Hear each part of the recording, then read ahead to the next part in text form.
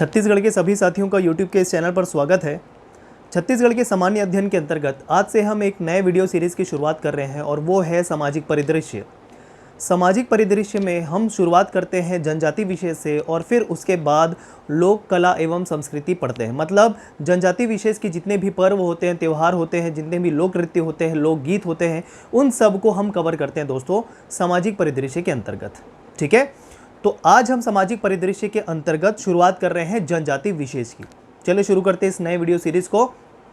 देखिए, जनजाति परिदृश्य, सबसे पहले मैं आपको बताऊंगा कि पूरे भारत में किस प्रकार जनजातियों का वर्गीकरण किया जाता है।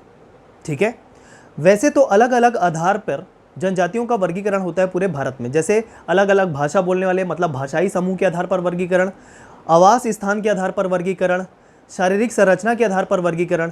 तो आज मैं आपको मुख्य रूप से आवास स्थान के आधार पर जनजातियों का वर्गीकरण बताने वाला हूं। इस टेबल में पीएससी 2018 में प्रश्न पूछ लिया गया था कि जरावा जनजाति कौन से क्षेत्र में निवास करती है।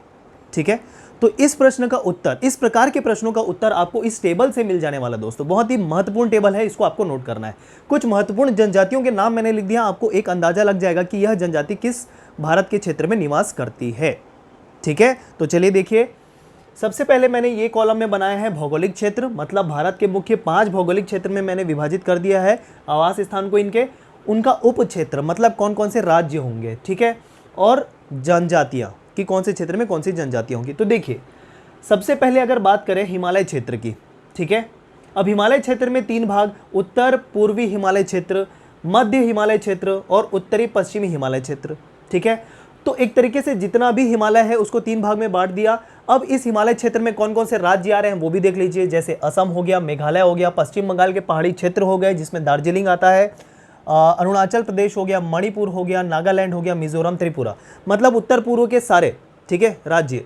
उसके बाद मध्य हिमालय क्षेत्र में उत्तर प्रदेश और बिहार के तराई क्षेत्र, ठीक है, ये ध्यान रखिएगा। और उत्तर पश्चिमी हिमालय क्षेत्र में मतलब हिमाचल प्रदेश और जम्मू कश्मीर। तो ये मुख्य रूप से पूरा हिमालय क्षेत्र जहाँ पर फैला हुआ है, हिमालय जहाँ पर फैला हुआ है उस पूरे क्षेत्र को कंसिडर कर रहा है। और यहाँ पर आवास करने वाले जनजातियों के बारे में देखते हैं। तो देखिए कौन कौन सी जनजाति है। गद्दी, नाम से देखिएगा, गद्दी, गुज्जर, भोट, किन्नौरा, हमार, बिमसा, नागा, त्रिपुरी, रियान, थड़ाऊ। ठीक है, एक और आप याद रख सकते हैं, असम की जो मुख्य जनजाति है बोडो। ठीक, तो इस प्रकार इतनी जनजातियों का नाम आपको हिमालय क्षेत्र के संबंध में ध्यान में रखना है। ठीक है, एक बार मैं फिर से बोलूंगा, गद्दी, गुज्जर, भोट, किन्नौरा, हमार, बिमसा, नागा, त्रिपुरी, रियान, थड़ाऊ आदि और बोडो। ठीक है, ये सभी हिमालय क्षेत्र से संबंधित होंगे। ठीक, अब यहाँ पर रेड पेन में क्या लिखा है वो मैं आपको बाद में बताऊंगा। फिलहाल आवास स्थान के आधार पर आप वर्गीकरण देख रहे हैं दोस्तों। चलिए अगला, मध्य भारतीय क्षेत्र। मध्य भारतीय क्षेत्र मतलब हिमालय से आ जाइए नीचे, मध्य भारत का क्षेत्र, वहां पर कौन कौन सी जनजातियां मुख्य रूप से निवास करती है उसको देखते हैं। मतलब कौन कौन से क्षेत्र आएंगे, कौन कौन से राज्य आएंगे उप क्षेत्र के रूप में। तो बिहार, झारखंड, पश्चिम बंगाल, उड़ीसा, मध्य प्रदेश, छत्तीसगढ़, ये एक तरीके से मध्य भारत क्षेत्र में आ रहे हैं। तो देखिए यहाँ पर कौन कौन सी जनजाति पाई जाती है। संथाल, मुंडा, उराव, हो, भूमिज, लोधा, कोया, खोंड, गोंड, संवर, गदबा, कमार, बैगा, भुइयां, कोरकू, हलबा। ये सब आपको जाना पहचाना नाम लग रहा होगा अगर आपने छत्तीसगढ़ की जनजातियां पढ़ा है, क्योंकि बहुत सारी ऐसी जनजातियां हैं जो छत्तीसगढ़ के अंतर्गत पाई जाती है, वो अन्य मध्य भारत के क्षेत्र में भी पाई जाती है। ठीक है, तो इतने नाम आपको मध्य भारत क्षेत्र से याद रखना है दोस्तों। ठीक है, चलिए आगे बढ़ते हैं। पश्चिम भारतीय क्षेत्र मतलब कौन कौन सा स्थान आएगा। राजस्थान, गुजरात, महाराष्ट्र, गोवा, दादर और कोंकण तट। ठीक है, मतलब गोवा वाला ही क्षेत्र हो गया वो तट। अब देखिए यहाँ पर आपको थोड़ा सा जोर लगाना पड़ेगा। मीना, भिल, अब भिल मुख्य रूप से गुजरात वाला क्षेत्र होता है, मतलब गुजरात क्षेत्र में पाई जाती है जनजाति। ठीक है, इफली, घोटिया, गमित, सह्याद्री, कोली, महादेव। ठीक है, अब ये जो महाराष्ट्र से जो आपकी पर्वत श्रृंखला है इसको सह्याद्री भी कहा जाता है, तो इस तरीके से आप सह्याद्री जनजाति के तौर पे भी ध्यान रखिएगा। कोली, कोल नहीं कह रहे, कोली कह रहे हैं, महादेव, ये इतनी जनजातियां आपको ध्यान में रखनी है दोस्तों पश्चिम भारतीय क्षेत्र से। ठीक है, थोड़ा सा चैलेंजिंग होगा, लेकिन अगर आप 1 से 2 बार पढ़ लें तो आपको एग्जाम में ऑप्शन से स्ट्राइक कर जाएगा, ऑप्शन से आप डेफिनेटली बना लोगे। ठीक, इतना क्लासिफिकेशन करने के बाद सबसे चैलेंजिंग यही क्लासिफिकेशन आपको पता करना होता है। अगर ये क्लासिफिकेशन आपकी कॉपी में है तो डेफिनेटली एक दो बार रिवाइज करने से आपको डेफिनेटली एग्जाम में क्लिक कर जाएगा ये। ठीक, चलिए चौथा क्लासिफिकेशन या आवास स्थान के तौर पे दक्षिण भारतीय क्षेत्र। ठीक, जिसमें आंध्र प्रदेश आता है, तेलंगाना, तमिलनाडु, कर्नाटक, केरल। ठीक, अब इसमें देखिए जनजाति गोंड।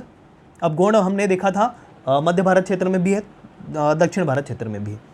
कोया, अंडी, भेरुकुल, कोंडा, पुलियन, पनियन, कादर, ये बहुत ही महत्वपूर्ण है दोस्तों। देखिएगा ये पुलियन हो गया, कादर हो गया, कोंडा हो गया, ये सब बहुत ही महत्वपूर्ण है। उसके अलावा देखिए यहाँ पर स्पेस नहीं था तो मैंने यहाँ पर लिख दिया डोरा, इरुला, इरुला भी महत्वपूर्ण है, यरावा, कुरावन। ठीक, इतनी जनजातियां आपके दक्षिण भारतीय क्षेत्र में पाई जाती हैं। आगे बढ़े द्वीप समूह। अब द्वीप समूह में कौन से द्वीप समूह ले रहे हैं? अंडमान निकोबार द्वीप समूह ले रहे हैं और लक्षद्वीप ले रहे हैं। तो उनमें पाई जाने वाली जनजातियां देखिए, ओगे, जरावा। देखिए इसी के बारे में पूछा गया था पीएससी 2018 में कि जरावा जनजाति कौन से क्षेत्र में पाई जाती है भारत के, तो आंसर क्या होता? अंडमान निकोबार। क्लियर है? तो देखिए ओगे, जरावा, शाम्पेन, ठीक है, शाम्पेन, सेंटेनेलिस आइलैंड का भी नाम है, आपने सुना होगा, ठीक है, और अंडमानी, ये सभी के सभी संबंधित हैं अंडमान निकोबार और लक्षद्वीप समूह से।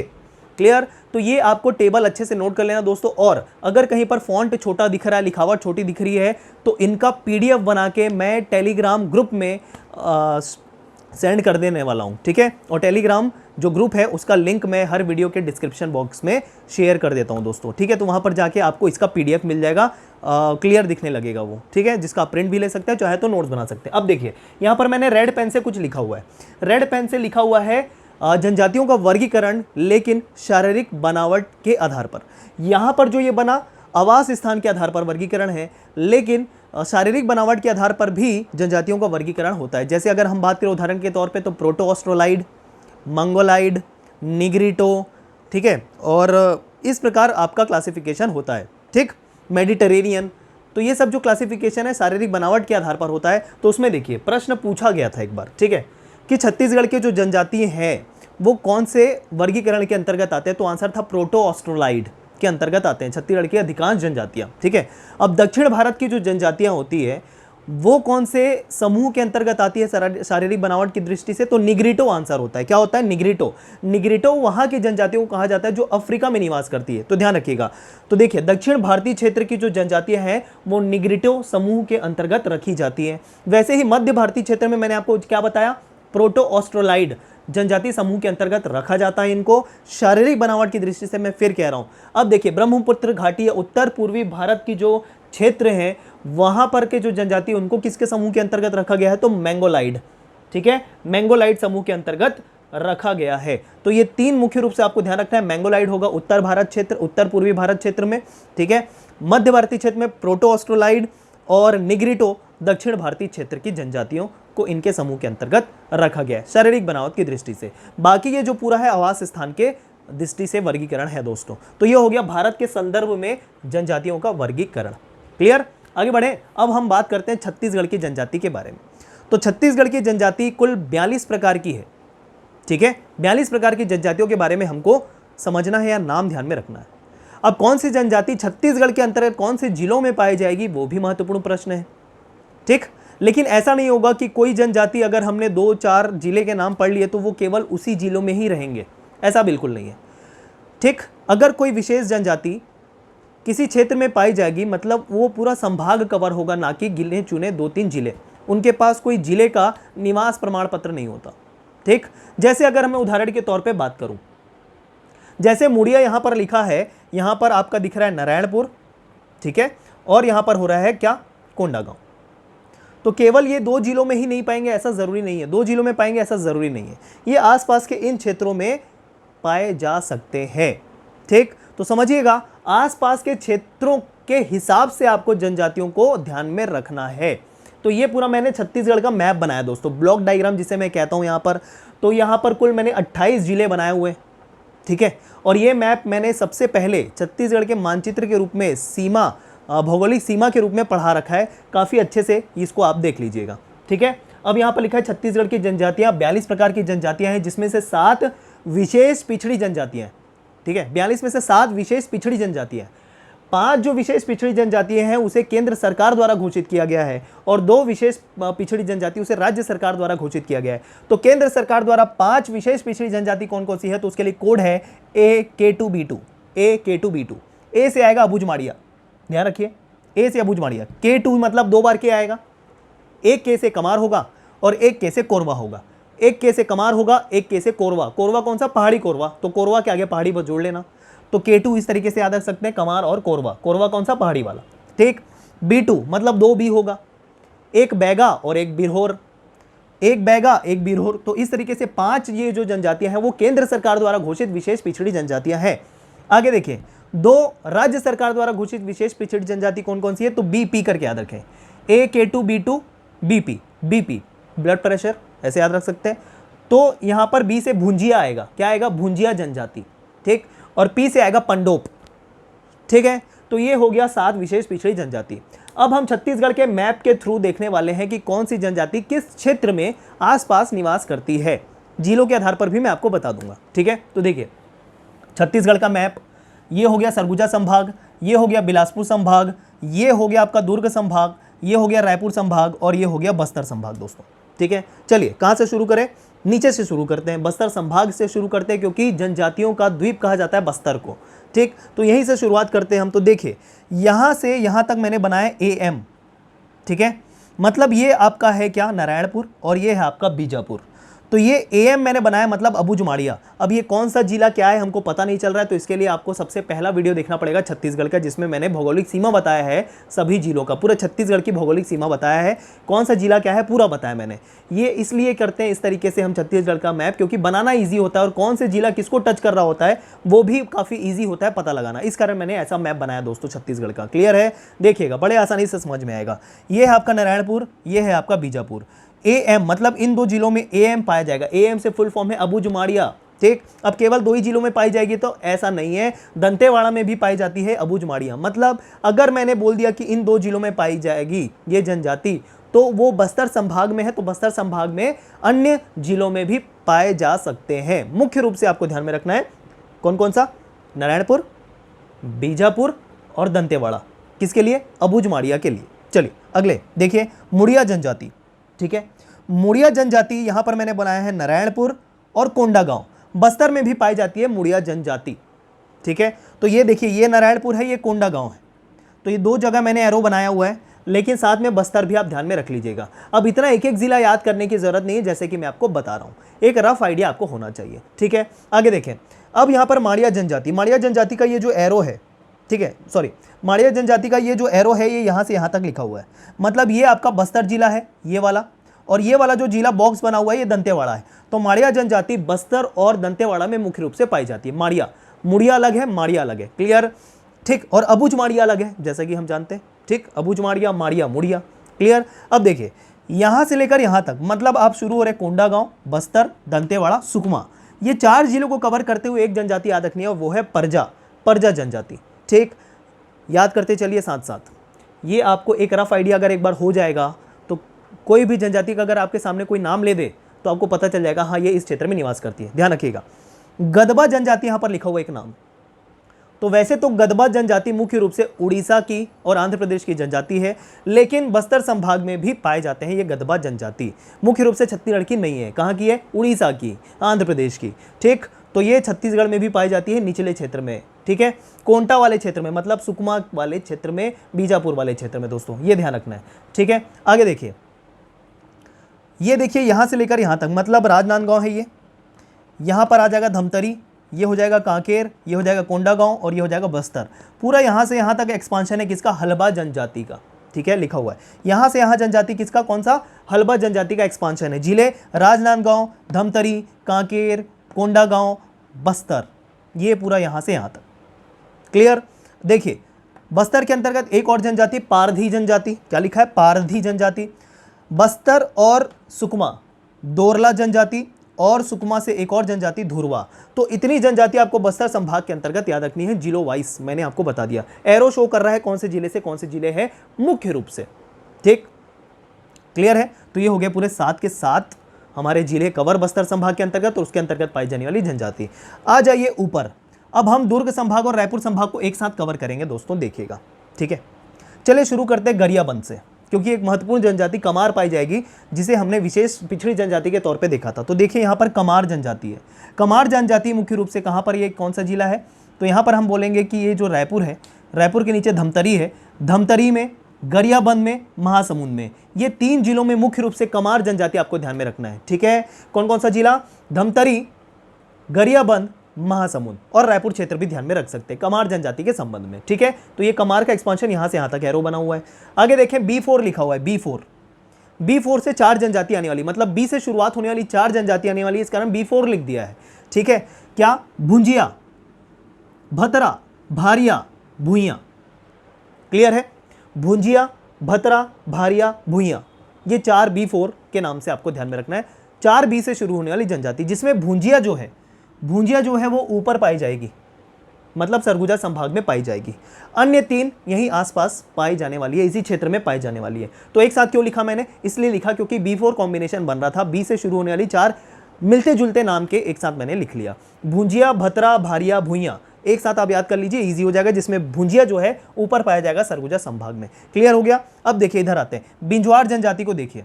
बिंजवाड़ जनजाति कहाँ पर मुख्य रूप से, ये आपका है कौन सा, बलौदा बाजार जिला, बलौदा बाजार, और ये है रायपुर।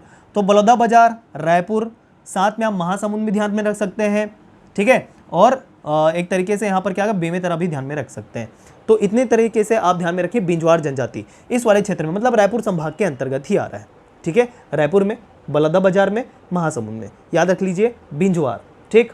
चलिए अब एक जनजाति आपको दिख रही, कंडरा जनजाति, देखिए राजनांदगांव, ठीक है। दुर्ग, देखिए दुर्ग में वैसे तो जनजाति नहीं पाई जाती, लेकिन कंडरा जनजाति राजनांदगांव और दुर्ग में पाई जा रही है, याद रखिएगा, ठीक है।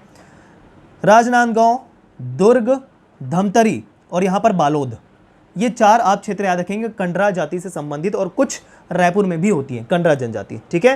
तो वैसे तो आपको देखिए ये दोनों में जो जिले हैं वो बता देता हूँ, कवर्धा, राजनांदगांव, बेमेतरा, दुर्ग, बालोद, ये 5 हो गए दुर्ग संभाग के।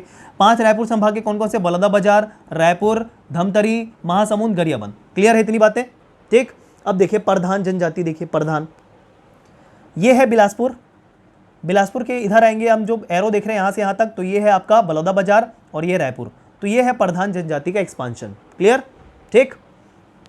यहां देख लीजिए सौरा या संवरा जनजाति रायगढ़ के साथ महासमुंद में भी मिल रही है, और कोंध जनजाति भी रायगढ़ के साथ महासमुंद में मिल रही है। तो कोंध और सौरा या संवरा एक साथ याद रख लीजिए, जो रायगढ़ के साथ महासमुंद में मिल रही है। तो ये हो गया आपका पूरा क्या, दुर्ग और रायपुर संभाग। चलिए ऊपर आ जाते हैं, बिलासपुर संभाग के बारे में बात करते हैं, बहुत ही महत्वपूर्ण होने वाला है बिलासपुर संभाग यहाँ पर, ठीक। देखिए ये है मुंगेली जिला, ये नवनिर्मित जिला कौन सा, गोरेला पेंड्रा मरवाही, और ये है बिलासपुर। अगरिया ध्यान में रखिए, अगरिया मुख्य रूप से कौन सा, मुंगेली, बिलासपुर, ठीक है, मुंगेली, बिलासपुर। और कोरबा भी ध्यान में रख सकते हैं, और स्टार मार्क इसलिए लगाया कि जितनी भी जनजाति के नीचे मैंने स्टार मार्क लगाया है वो ऊपर भी पाई जाएगी, मतलब सरगुजा संभाग में भी पाई जाएगी। तो अगरिया मुख्य रूप से बिलासपुर वाले क्षेत्र में, मुंगेली वाले क्षेत्र में, उसके साथ साथ सरगुजा संभाग में भी पाई जाएगी कुछ रूप से, ठीक। आगे देखिए पौ या कहीं पर पाँव भी देखने को मिलता है, एक ही है पौ या पाँव, ठीक, बिलासपुर जिला। क्लियर। धनवार भी आपका बिलासपुर जिला। क्लियर। आगे देखिए भारिया जनजाति, भारिया का एरो मैंने बनाया बिलासपुर में, यह है कोरबा और यह है जांजगीर चांपा। तो बिलासपुर, कोरबा, जांजगीर चांपा में भारिया जनजाति, भारिया। क्लियर है, भारिया। अब देखिए यहाँ पर ये भारिया यहाँ पर भी मिलता है, मैंने कहा था, वही B4 में से ही है जनजाति भारिया। क्लियर। देखिए सौता, सौरा अलग है, सौता अलग है, ये देखिए ये सौरा है, ये सौता है। तो सौता आपका हो रहा है कोरबा में मुख्य रूप से, ठीक। अब स्टार मार्क लगा है, मतलब ये ऊपर भी पाई जाएगी, मतलब सरगुजा में भी पाई जाएगी। कौन सी, सौता जनजाति। तो सौता कोरबा के साथ साथ सरगुजा में भी पाई जाएगी और सूरजपुर में भी पाई जाएगी, ठीक है। स्टार मार्क लगा हुआ है, देख लीजिएगा। स्टार मार्क उसके लिए लगा हुआ है जो जनजाति उस क्षेत्र के साथ साथ सरगुजा वाले क्षेत्र में भी पाई जाएगी, इस कारण स्टार मार्क लगा दोस्तों। क्लियर। तो ये हो गया सौता, कोरबा है ये, और ये है आपका सूरजपुर, और ये है सरगुजा, तो उस क्षेत्र में भी मिलेगी। क्लियर। एक बार मैं 6 के 6 जिलों का नाम यहाँ पर लेता हूँ। ये है मुंगेली, ये है बिलासपुर, ये गोरेला पेंड्रा मरवाही, ये कोरबा है, ये जांजगीर चांपा है, और ये रायगढ़ है, ठीक। चलिए अब देखिए यहाँ पर खड़िया जनजाति, खड़िया जनजाति रायगढ़ में पाई जाएगी, और रायगढ़ के साथ स्टार मार्क लगा हुआ है, मतलब सरगुजा संभाग में भी पाई जाएगी। क्लियर है। मांझी, मांझी जनजाति को देखिए तो रायगढ़ में है, ठीक। और पारधी जनजाति की बात करें तो पारधी जनजाति आपकी एक तो यहाँ पर बस्तर में मिल रही थी, लेकिन साथ ही साथ ये पारधी जनजाति आपको कोरबा में भी देखने को मिल रही है सरगुजा के साथ। तो देखिए सरगुजा से शुरू हो रहा है एरो इसका, तो सरगुजा और कोरबा, साथ ही साथ ये पारधी आपका बस्तर में भी, क्लियर। और मांझी सरगुजा के साथ साथ रायगढ़ में भी, क्लियर है। ये सरगुजा है आपका, ये वाला, क्लियर है। एक रफ आइडिया ध्यान में रखिए दोस्तों, पारधी, पारधी बोलो तो याद आना चाहिए बस्तर, और साथ ही साथ क्या, कोरबा और सरगुजा, क्लियर, ठीक। कोंध और सौरा तो हमने देख लिया था, खड़िया भी हो गया। कंध जनजाति आपको रायगढ़ याद रखना है सिर्फ, कंध जनजाति अगर बोला कंध जनजाति तो सिर्फ आपको ध्यान में रखना है रायगढ़, क्योंकि ये आपका रायगढ़ है, ठीक है। अब देखिए बिरहोर की बात करते हैं, विशेष पिछड़ी जनजाति में से एक, यहाँ से शुरू हो रहा है, मतलब गोरेला पेंड्रा मारवाही, मतलब बिलासपुर से शुरू हो रहा है, कोरबा से होते हुए चले जा रहा है रायगढ़, और रायगढ़ से जशपुर, ठीक। तो यहाँ पूरा एक्सपांशन है बिरहोर जनजाति का, क्लियर है। अब नगेशिया जनजाति देखिए, नगेशिया जनजाति की शुरुआत ये जशपुर है, जशपुर से होते हुए रायगढ़, जशपुर और रायगढ़ 2 जिले नगेशिया जनजाति के संबंध में आपको ध्यान में रखना है। चलिए ऊपर बढ़ जाते हैं और आ जाते हैं सरगुजा संभाग में। ये है आपका कोरिया जिला, कोरिया जिले में 2 जनजाति कोल और भिल, ठीक। आगे आ जाइए सूरजपुर, सूरजपुर में ऊपर में लिखा है कोरकू जनजाति, कोरकू जनजाति कोरिया, सूरजपुर, बलरामपुर, कोरकू जनजाति, क्लियर। खैरवार जनजाति लिखा हुआ है, तो खैरवार का एरो देखिए यहाँ से यहाँ तक है, मतलब सूरजपुर जिला, बलरामपुर जिला, सरगुजा जिला, और खैरवार का एरो यहाँ पर भी गया, मतलब कोरिया में भी है। तो मुख्य रूप से पूरा सरगुजा संभाग कवर कर रहा है खैरवार जनजाति। पंडो जनजाति के लिए सिर्फ और सिर्फ सरगुजा याद रखना है दोस्तों, पंडो जनजाति के लिए सिर्फ और सिर्फ सरगुजा जिला याद रखना है, ठीक है। चलिए ये आ गया जशपुर, जशपुर में आपको ध्यान में रखना है मुख्य रूप से उराव। अब उराव का एक्सपांशन देखिए, ये उराव की रेखा है, ये उराव की रेखा है, मतलब बलरामपुर, जशपुर, सरगुजा, रायगढ़, ये पूरा उराव है, ठीक है। और एक चीज देखिए यहाँ पर कोरवा जनजाति है, कोरवा, तो यहाँ से शुरुआत, मतलब पूरा सरगुजा संभाग और रायगढ़, पूरा सरगुजा संभाग और रायगढ़, और साथ ही साथ कोरबा में भी कोरवा जनजाति पाई जाती है, पहाड़ी कोरवा, ठीक है। तो ये हो गया कोरवा जनजाति। मुंडा जनजाति वैसे तो झारखंड की जनजाति है, लेकिन बलरामपुर और जशपुर वाले क्षेत्र में भी पाई जाती है मुंडा जनजाति। कहाँ की मुख्य रूप से जनजाति है ये, झारखंड की मुंडा जनजाति, तो यहाँ पर मुंडा जनजाति लिखा हुआ है, ठीक है दोस्तों।